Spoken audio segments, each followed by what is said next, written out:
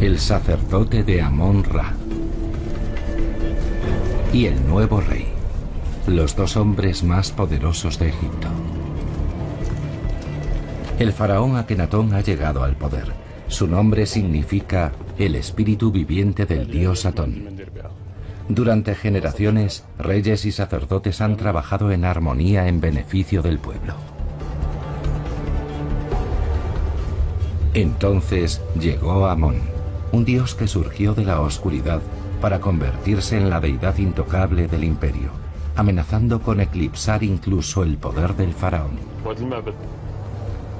Pero el joven Akenatón tiene otras ideas, blasfemas. Ejerció su autoridad suprema para combatir contra el advenedizo dios y los sacerdotes que le servían. Nadie se había atrevido nunca a desafiar a los dioses. Eso viola la esencia misma de la sociedad egipcia. Las deidades, que se cuentan por millares, han gobernado y protegido a los egipcios desde el principio, hace más de 1000 años. Representan todos los aspectos de la vida y mantienen a los egipcios a salvo. Al igual que los seres humanos, los dioses pueden aumentar y disminuir en importancia. Amón era el dios de la capital, Tebas. 200 años antes, los faraones lucharon, ganaron batallas en su nombre y construyeron un imperio. Con el éxito de Egipto, la importancia de Amón creció rápido, convirtiéndose en la base de la fuerza de la nación. Finalmente Amón se fundió con el dios Sol Ra, el único gobernante de los dioses, para formar el dios supremo, Amón-Ra. Su templo se convertirá en el más rico del territorio, y para el faraón ese es el problema. Akenatón realiza un movimiento audaz y aterrador. Declara la guerra a los dioses. El nombre de Amón se arranca de las paredes del templo. Todas sus imágenes son destruidas. Los sacerdotes hacen todo lo posible para salvar al dios de su renegado faraón y para salvar a Egipto de la ira de Amón. Nadie ha intentado nunca destruir a un dios. Ni Akenatón ni los sacerdotes saben qué va a pasar. Ambas partes se sienten amenazadas. Creo que eso es lo principal. Akenatón está sin duda amenazado porque va en contra del rey de los dioses. Un misterioso dios que puede atacarle de formas que él desconoce por completo. Para preservar su poder, Akenatón destruye 15 siglos de tradición. Generaciones de egipcios han construido templos para adorar a sus dioses. Y esos dioses han sido generosos. Con el don del Nilo, los egipcios crearon un paraíso en la tierra, y son conscientes de ello. Todo el mundo tiene alimento, todo el mundo está protegido, todos conocen su lugar. Los egipcios vivían en la mejor sociedad posible, con la mejor organización posible, y cualquiera que intentase cambiar aquello, lo iba a cambiar a peor. Y lo evitaban. A quienes abogaban por el cambio se les consideraba casi rebeldes, revolucionarios. Y esa era una palabra muy negativa para los egipcios. Pero ahora, el faraón se ha convertido en el revolucionario más peligroso de todos los tiempos. El sacerdote de Amón-Ra debe apresurarse. Deben salvar las estatuas sagradas antes de que el faraón cierre o profane los templos. La ruptura radical de Akenatón con la tradición religiosa no sucede de la noche a la mañana. Se fue incubando en silencio durante 30 años bajo el reinado de su padre. En Tebas, la capital política de Egipto, se erguía Karnak, un magnífico complejo de templos construido en honor del dios Amón-Ra.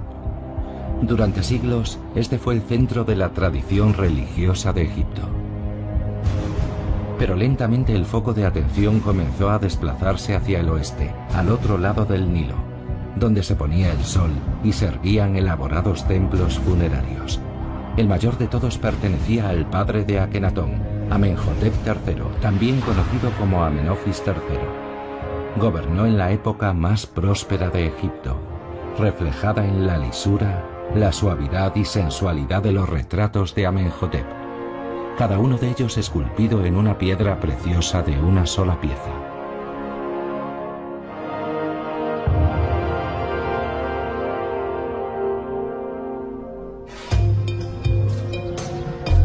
Los imponentes colosos de Memnón son los más conocidos. Antiguamente flanquearon la entrada del templo de Amenhotep, ya desaparecido. Pero en los últimos 10 años los arqueólogos han descubierto este enorme edificio. Cientos de trabajadores desentierran gigantescas partes corporales de piedra y montan docenas de colosales estatuas de Amenhotep y su reina.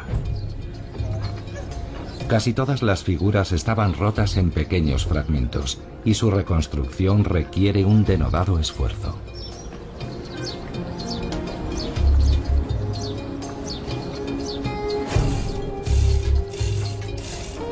Las estatuas totalmente reconstruidas alcanzan la altura de un edificio de 5 plantas. La arqueóloga Juri Sorusian es la directora de esta excavación. Examina una pareja real que se hizo representar de una nueva manera, más seguros de sí mismos, manifestando su individualidad, y observa a un faraón que albergaba aspiraciones más altas. Por supuesto, estas colosales estatuas representan a Amenhotep, pero es el rey Dios. O podríamos darle la vuelta y decir que se trata del Dios Rey. El Dios adopta la forma que el rey le da. Amenhotep se considera a sí mismo un dios en la tierra, y ello constituye una novedad. Hasta entonces a los faraones solo se les había considerado divinidades. Pero el centro del poder en Egipto no es su templo funerario. Este se encuentra al otro lado del río, en Karnak, el lugar de culto del dios imperial Amón-Ra. Aquí es donde Amenhotep celebra el Opep, el festival más importante de Egipto, dedicado a la deidad suprema. Su hijo Akenatón se une a él. El faraón, cabeza del gobierno y sumo sacerdote del culto, preside el festival, igual que hizo su padre antes que él, y su hijo Akenatón hará después de él.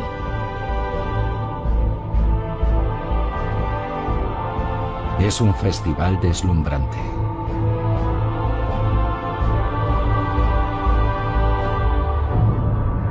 Los sacerdotes sacrifican centenares de animales. Los fieles dejan una fortuna en ofrendas. Decenas de músicos y bailarines se unen a la sagrada procesión.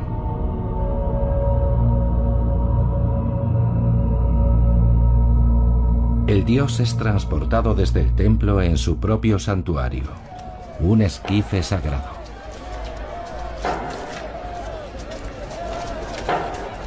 Conducidos por el faraón, los sacerdotes sacan la nave fuera del santuario interior del templo de Karnak, y en este día singular, el dios Amón-Ra se mueve entre la gente de la ciudad.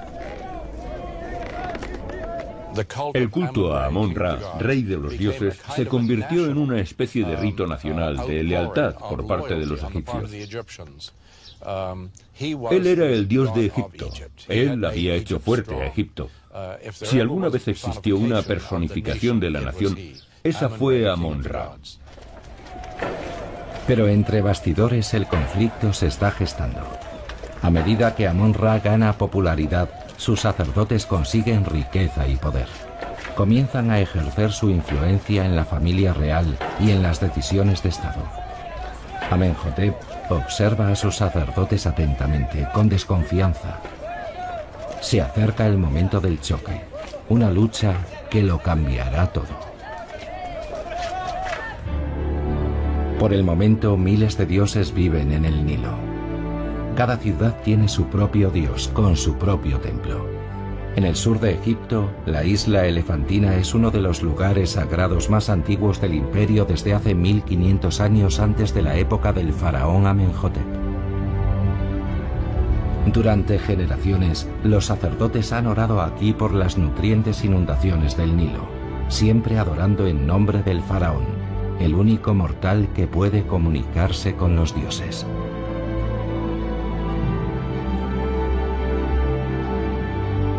A medida que Egipto prospera, poco a poco van surgiendo más templos en las orillas del Nilo, regidos por un creciente número de sacerdotes. Indudablemente, desde la época del Nuevo Reino, el sacerdocio era un estilo de vida muy auténtico para un gran sector de la población.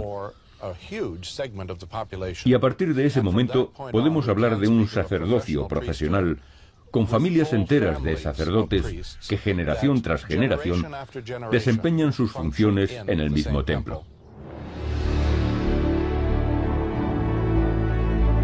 Los más poderosos ofician en la capital, Tebas, en el templo de Amón-Ra, Karnak. En la actualidad, Karnak es uno de los sitios arqueológicos más grandiosos del mundo. Durante la época de Amenhotep, el periodo del Nuevo Reino, Karnak es un complejo gigantesco, con panaderías, fábricas de cerveza, enormes silos de grano, miles de sacerdotes y 80.000 trabajadores. El templo controla 400.000 animales y 240.000 hectáreas de tierra. Es un estado dentro de un estado, un mundo dentro de un mundo, y dedicado a un dios, el poderoso e inaccesible Amón-Ra. En el festival de Opet de Karnak, los ciudadanos egipcios pueden acercarse a su principal deidad antes de que los sacerdotes vuelvan a encerrarla en el oscuro santuario del templo. Solo los sacerdotes y el faraón tienen acceso a este lugar sagrado. Ellos protegen al dios y por ende, el dios protege al pueblo. Como agradecimiento, los ciudadanos dejan ofrendas para Amón-Ra, que los sacerdotes registran en las paredes del templo. El generoso despliegue no solo complace al dios, sino que anima a la gente a ser más espléndida en sus donativos.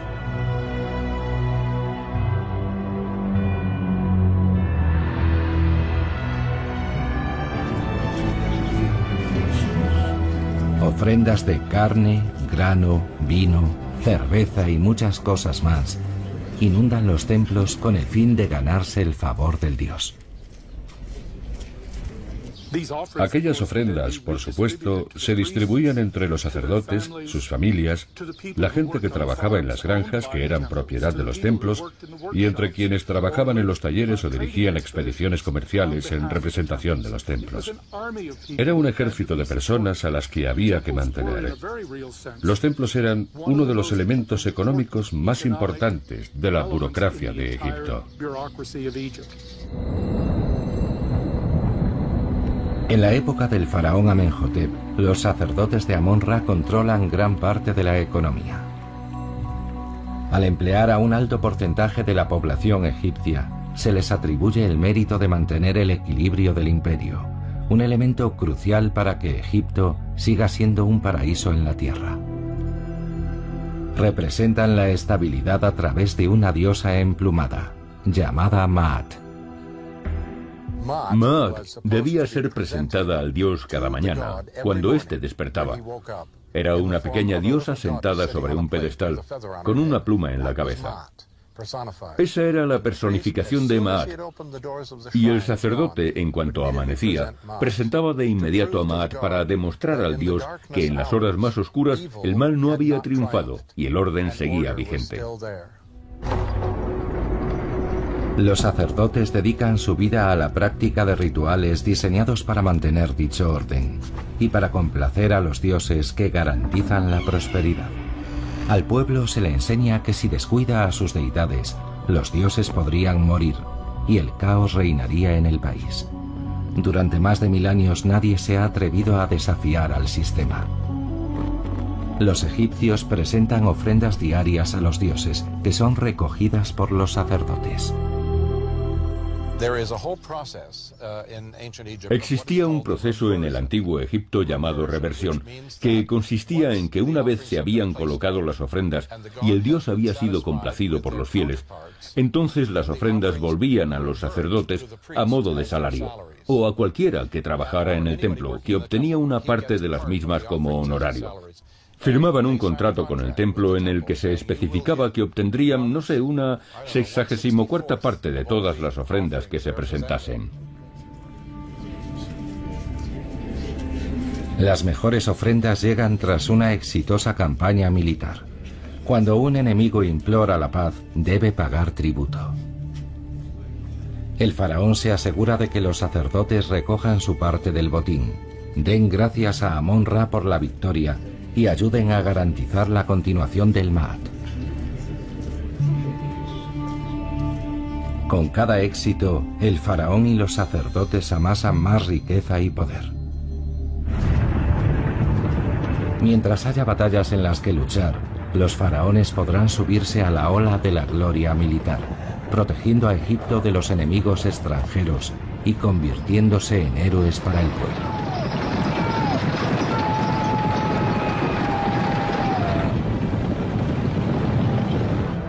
A través de llamativas campañas de marketing, los faraones mostraban su propia imagen grabada en las paredes de los templos, como anuncios publicitarios en Times Square. En la actualidad la gente suele ignorar que todas estas escenas en bajorrelieve de la antigüedad estaban llenas de vivos colores. Multitud de colores brillantes como los de los pósteres se aplicaban en todas las escenas. La paleta del artista egipcio estaba compuesta por colores muy vivos, como rojos, amarillos y azules. El propósito era conseguir que la escena casi saltase hacia el espectador desde la piedra y hacer que todo el patio resplandeciera. Todo ello, por supuesto, al servicio de la propaganda para promocionar al rey como una figura heroica, un héroe conquistador. Los reyes eran retratados en primera línea, luchando al lado de sus hombres. Pero Amenhotep no tiene ninguna batalla en la que luchar. Ningún poder extranjero amenaza a Egipto. No tiene un camino tradicional que le lleve a la gloria. Así que decide elevar el estatus de faraón al de un dios. Y para este nuevo dios, planea edificar el templo más grande que Egipto ha visto nunca. En la actualidad, el complejo de Amenhotep, el más caro desde las pirámides, es uno de los sitios de excavación más grandes de Egipto. Son necesarias 100 personas para reconstruir una de sus estatuas. Para levantarlas se necesitaron muchas más. Y él erigió más de 1 millar. Cada una de ellas representa a Amenhotep y está diseñada para confirmar su estatus como dios en la tierra. Todo el mundo sabe que el faraón es humano, pero como autoridad suprema es una deidad. Cuando se viste con sus galas, con su atuendo real, entonces parece un ser divino. Con el tiempo se convertirá en el hijo de Dios, y en la época Amenhotep III era Dios. Amenhotep construyó su templo funerario como la expresión física de su ambición sin límites. Los muros del templo, con 750 metros de largo y 8 metros de grosor, estaban adornados con bajorrelieves y estatuas del faraón, pintados con vivos colores. Todos hechos con precioso granito rojo, alabastro blanco y cuarcita del norte y el sur del país. Diseñó una obra maestra, construida para la eternidad. Pero la excavación actual revela algo más que las estatuas monumentales que dominan el paisaje.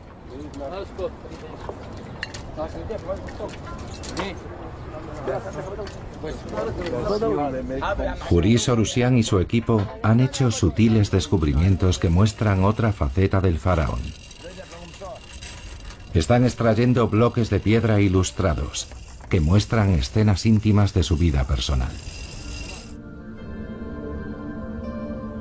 Escenas que sería impensable que un faraón pudiera revelar con anterioridad a la época de Amenhotep. Hay una piscina con 3 chicas desnudas nadando en ella. Es algo único. Nos hizo muy felices encontrar eso. No hay nombres, pero suponemos que se trata de las hijas del rey nadando en un caluroso día.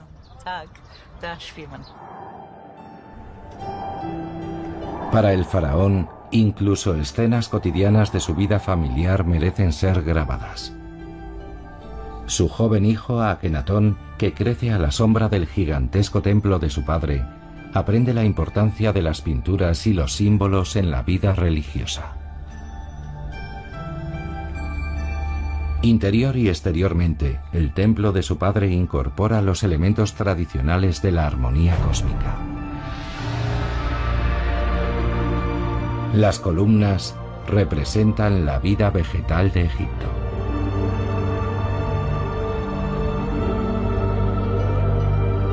Los techos del templo representan el cielo. El suelo simboliza el Nilo y su barro fértil.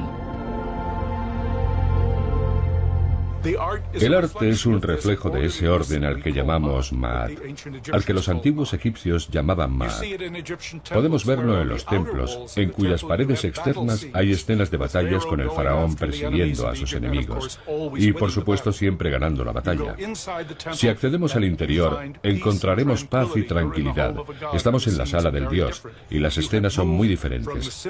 Nos hemos desplazado desde los símbolos del desorden y el caos a los símbolos del orden, la paz, la tranquilidad, el Ma'at.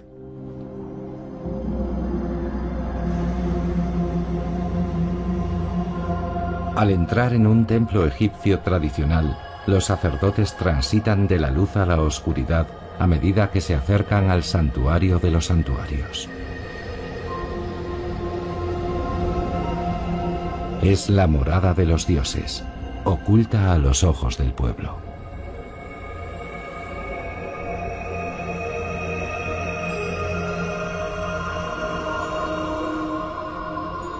Pero Amenhotep imagina el templo de otra manera. Quiere que la luz brille en su interior. Se identifica a sí mismo con Atón, el disco solar, otra manifestación del dios Sol.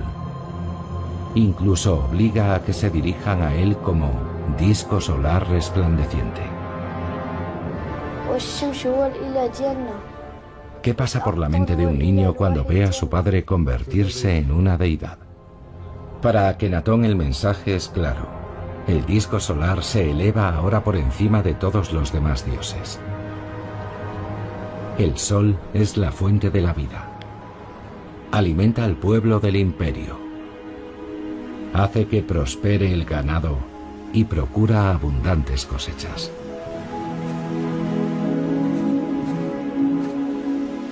Atón es un dios que está en todas partes, visible para todos. Un dios de la vida cotidiana, siempre omnipresente. No necesita la mediación de sacerdotes. De modo que el nuevo culto a Atón de Amenhotep representa una amenaza nada sutil para los sacerdotes de Amon-Ra. A fin de controlarlos, el faraón coloca también a amigos leales y a miembros de su familia en algunos de los puestos más altos en los templos de Luxor y Karnak. Mediante la alteración de la política y el ámbito de influencia del trono y el templo, Amenhotep inclina la balanza del poder lejos de los sacerdotes. Es cierto que en un momento dado introdujo un cambio en el estatus del faraón, el rey dios, al considerarse a sí mismo, hasta cierto punto, un dios realzado. Todo faraón egipcio era un dios perfecto o el gran dios. Pero Amenhotep III fue más allá. Se consideró a sí mismo una divinidad especial. Los sacerdotes del viejo culto a Amon-Ra ven cómo este nuevo faraón, dios sol, eclipsa su poder. No se sienten complacidos. Cuando Akenatón crece y se casa con Nefertiti, se enfrenta a una difícil tarea. Llegado el momento, sucederá a su padre. Pero, ¿cómo puede brillar más que un hombre que ya es un dios? Amenhotep, faraón, hombre familiar y deidad hecha a sí misma, muere en la cúspide de su poder. Ha alcanzado la inmortalidad construyendo más que ningún otro faraón antes que él, redefiniendo lo que significa ser un dios y dando más a conocer su faceta humana. Tras de sí deja un país inmensamente rico y un conflicto latente, la rivalidad entre el faraón y los sacerdotes de Amón-Ra. Cuando su hijo Akenatón asciende al trono, ¿qué esperan los sacerdotes de él? Quizás desee reconciliarse y evitar la confrontación. En vez de eso, Akenatón asumirá las políticas de su padre y las llevará aún más lejos. Si el faraón es un dios, entonces nadie puede hacerle sombra.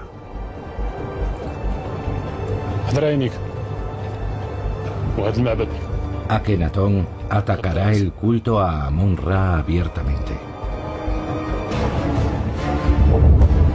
Al hacerlo, desmantelará una tradición de 1500 años de antigüedad y sacudirá a Egipto hasta sus mismos cimientos.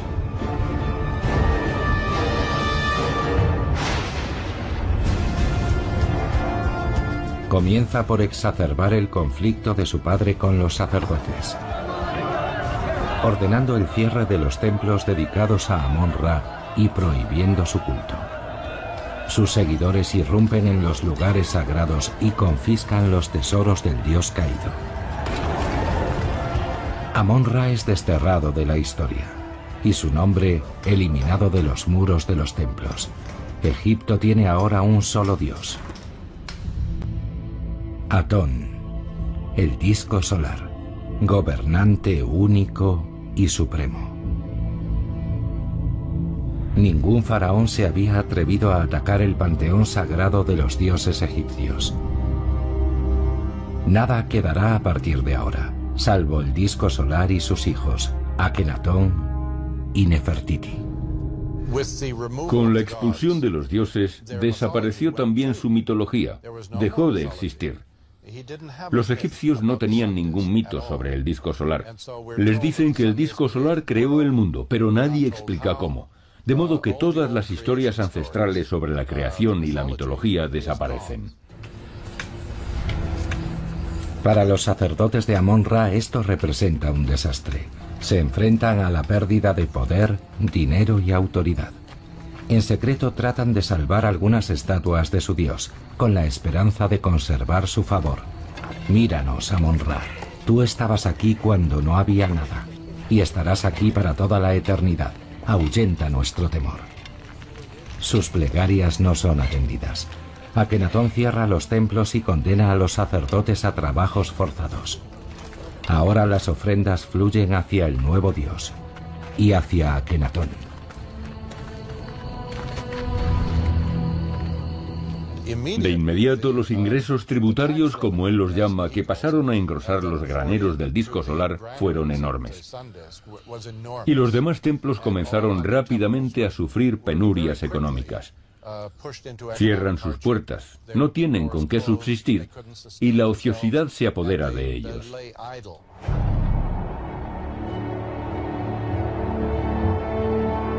Pero Akenatón no se detiene ahí. Sueña con grandes templos dedicados a Atón que rivalicen con el gigantesco complejo de Karnak. Desea emular las colosales construcciones de su progenitor y lo quiere de inmediato.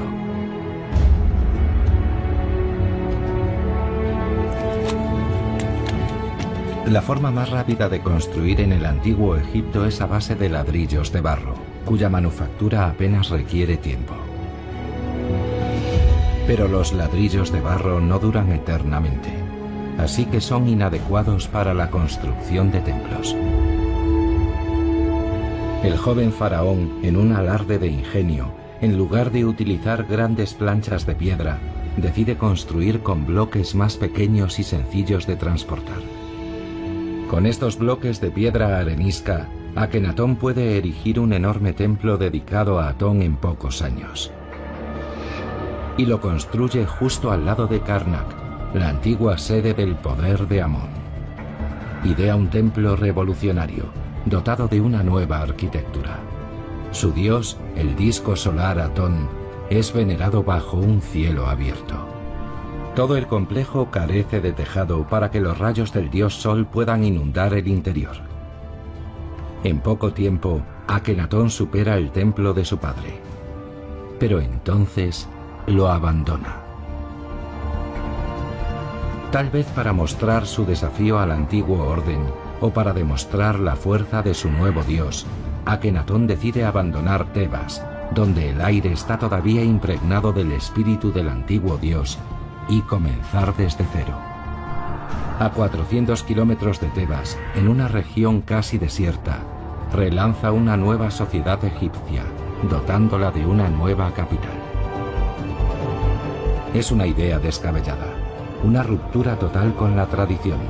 Akenatón lleva a sus arquitectos al desierto, donde hará realidad su visión.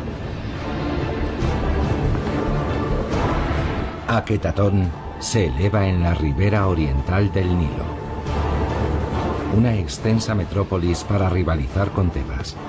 Se jacta de tener 50.000 súbditos, templos colosales dedicados a Atón, un vasto palacio y amplias avenidas. Y sin embargo, en el emplazamiento de Aketatón, la actual Amarna, apenas quedan vestigios.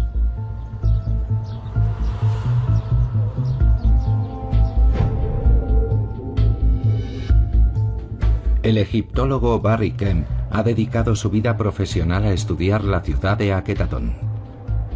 Conocemos sus límites, marcados con placas divisorias talladas profundamente en la roca de las montañas que la rodean. Proclaman que el dios del disco solar le dijo al faraón que construyera aquí. En el texto que delimita la frontera, en la estela limítrofe, nos dice con su propia voz que Atón le dijo que construyese aquí, y que él, Akenatón, tenía ya algunos criterios. Tenía que construirse en el lado oriental, en una zona montañosa, y tenía que ser un lugar que no hubiese pertenecido antes a ningún dios o diosa, rey o reina. De modo que debía ser un lugar puro y limpio que no hubiese sido reclamado por nadie. En el quinto año de su reinado, en 1347 a.C., Akenatón inaugura su ciudad, Aketatón. Ante decenas de miles de personas a las que ha obligado a trasladarse aquí, anuncia un nuevo comienzo en la historia de Egipto. A partir de ahora todos están bajo la protección del dios Sol, Atón. Es un tiempo de nuevas oportunidades e igualdad. Hoy, los arqueólogos trabajan en la conservación de los restos de la ciudad.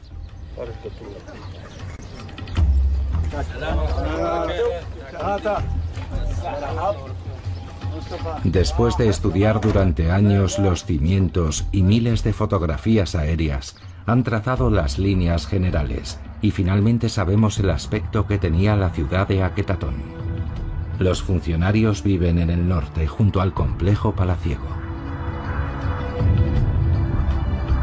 Cada día, Akenatón y su esposa, Nefertiti, recorren las amplias avenidas para mostrarse a su pueblo.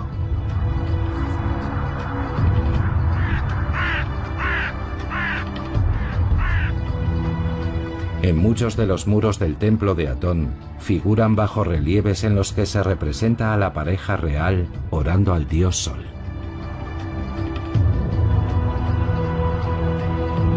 El palacio y el templo están dispuestos de tal modo que al amanecer y al crepúsculo los rayos de Atón inundan los edificios sagrados de la nueva capital.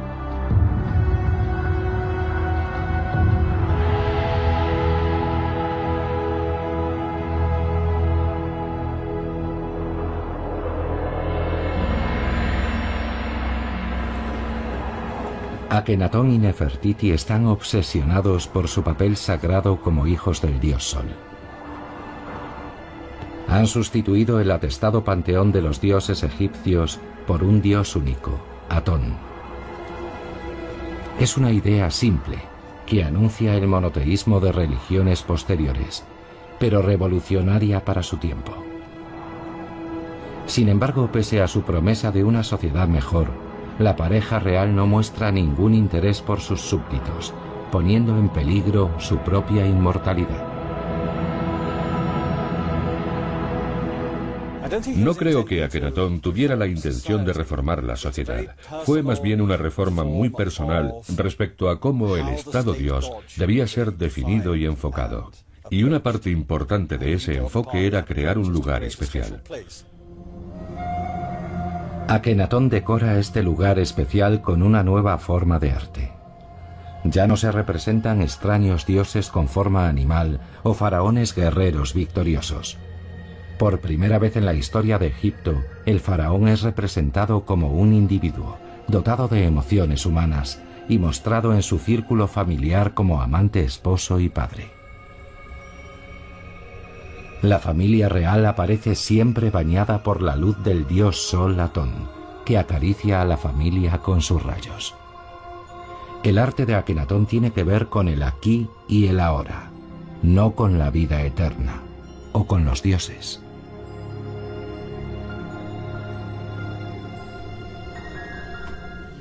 Uno de los aspectos de su reinado que me resulta más fascinante es que algunos de los cortesanos, de los funcionarios, afirman en sus tumbas haber sido guiados por él respecto a las directrices morales y que les había ayudado a distinguir entre el bien y el mal, convirtiendo a Akenatón en una especie de maestro o guía espiritual de su pueblo.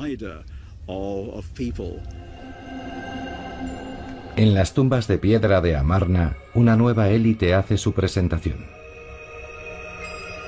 Orgullosos de la elevada posición que Akenatón les ha concedido, les une su profunda creencia en Atón, al que adoran a través de espléndidos festejos.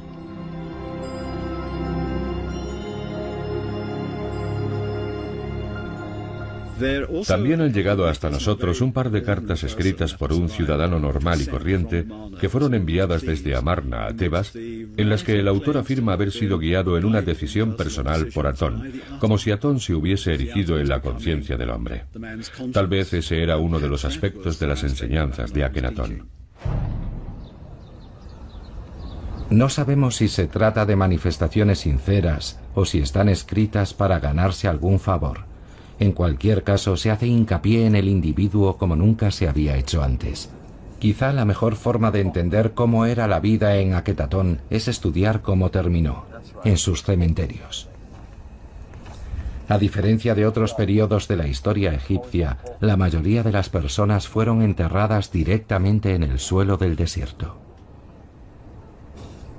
Este singular sarcófago de madera contenía probablemente los restos de un alto funcionario.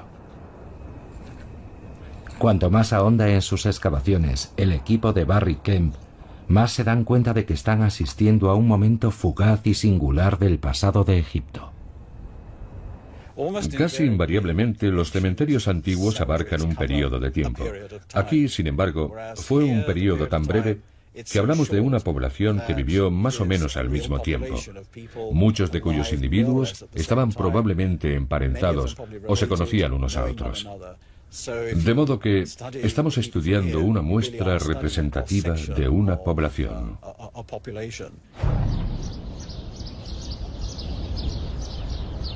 Más sorprendente aún es que muchos de los restos que Barry y su equipo han desenterrado corresponden a niños pequeños o bebés, como este niño de 15 meses. Según antiguas fuentes, una epidemia se cebó en la ciudad. La información parece exacta, como demuestran estos huesos carcomidos reunidos aquí para su análisis.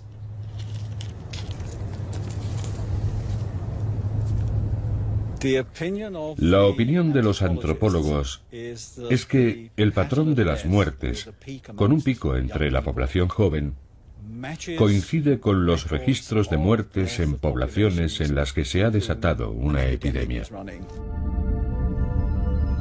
Pero en aquel entonces, ¿fue vista esta peste como una maldición de Amón-Ra, el dios abolido por el faraón?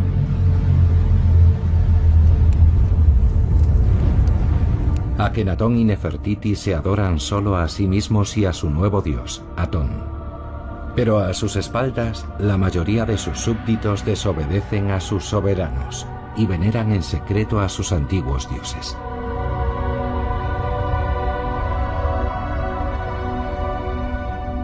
Incluso en la propia Ciudad Nueva, el nivel de arraigo de esta nueva religión entre la población fue realmente mínimo. En algunos de los suburbios de la ciudad todavía perduran fetiches, pequeños ídolos y otro tipo de parafernalia relacionada con el viejo culto. La gente los sigue adorando de todos modos. Lo que no tienen son los grandes templos dedicados a los dioses donde pueden ir a adorarlos o donde pueden encontrar un empleo. Akenatón morirá joven, después de tan solo 17 años de reinado, y su revolución morirá con él. Poco después de su muerte, sus súbditos abandonan la capital, Aketatón. Los supervivientes regresan a Tebas. Poco más podían hacer. El culto a la figura de Akenatón no tenía ya ningún sentido sin él. Parece ser que no había ningún plan previsto para su sucesión. ¿Quién iba a seguir su senda? ¿Iba a convertirse él también en el venerado hijo del dios Sol? ¿Cuál sería el papel del nuevo rey? En la antigua capital, los sacerdotes sacan las imágenes de Amón-Ra de sus escondites. Para ellos, Akenatón solo representaba el caos. Ahora, el verdadero orden, Ma'at, puede ser restablecido. Y los sacerdotes y la gente pueden celebrar a sus dioses abiertamente una vez más.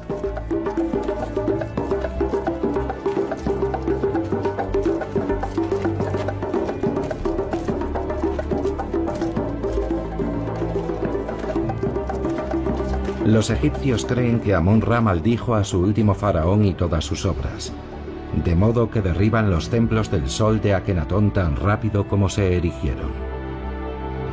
Y miles de bloques de arenisca ya preparados, llamados talatats, encuentran un nuevo uso. Los egipcios, con absoluto pragmatismo, decidieron usar esa masonería como material de relleno y central en paredes posteriores, en pilones, debajo de los suelos y cosas por el estilo. El resultado es que en la zona de Karnak, más de 100.000 bloques talatats, cada uno con su fragmento de bajorrelieve, quedaron preservados y permanecieron ocultos en sus nuevos lechos, dentro de los pilones, debajo de los suelos, etc. Por ironías del destino, la decadencia del templo de Karnak a lo largo de los siglos ha sido una bendición para los arqueólogos que investigan este período. A medida que se derrumbaban sus muros, dejaban al descubierto los bloques talatats de Akenatón. Donald Redford y sus colegas llevan décadas catalogándolos. Ensamblando decenas de miles de fotografías, han reconstruido algunas de las paredes de los templos del rey hereje. Los vistosos bajorrelieves que adornaban los lugares de culto de Akenatón nos muestran a un faraón inflexible, que insistía en que todo giraba alrededor del dios Atón. Akenatón estaba convencido de que los rayos del disco solar le garantizarían a él y a su familia la vida eterna. Sus metas fueron grandiosas, pero su caída fue total y absoluta. Incluso su heredero, el niño rey Tutankamón, maldice su legado. Para distanciarse de su padre, levanta placas que enumeran todos los abusos de Akenatón. En su gran estela de la restauración se queja de que los dioses le han dado la espalda a Egipto. Cada vez que el ejército iba a luchar a Siria volvía indefectiblemente derrotado. Y a este le seguirían otros desastres, siempre porque los dioses les habían dado la espalda. Por eso les hizo regresar y reabrió los templos. Tras un periodo de cambios drásticos y dolorosos, los sacerdotes y el faraón abrazan el conservadurismo, un orden capaz de resistir el paso del tiempo. En sus magníficos templos, Las ilustraciones representan al faraón en su nuevo papel de sumo sacerdote hablando con los dioses. Y los dioses, a cambio, garantizan la prosperidad de Egipto y de su pueblo. Akenatón no aparece nunca en la lista oficial de reyes de Egipto tallada en el templo de Abidos. Su nombre se borra de la historia. 1500 años de tradición pueden más que el más poderoso de los faraones. Los antiguos rituales continuarán durante otros 1000 años. La peligrosa visión de Akenatón de un único dios que todo lo ve repelía a la mayoría de los egipcios, que adoraban a los dioses en miles de altares. Nunca sabremos qué es lo que empujó a Akenatón a engrandecer a Atón, pero el faraón era un visionario, un monoteísta que se adelantó a su tiempo, antes de que la idea arraigase en gran parte de nuestro mundo.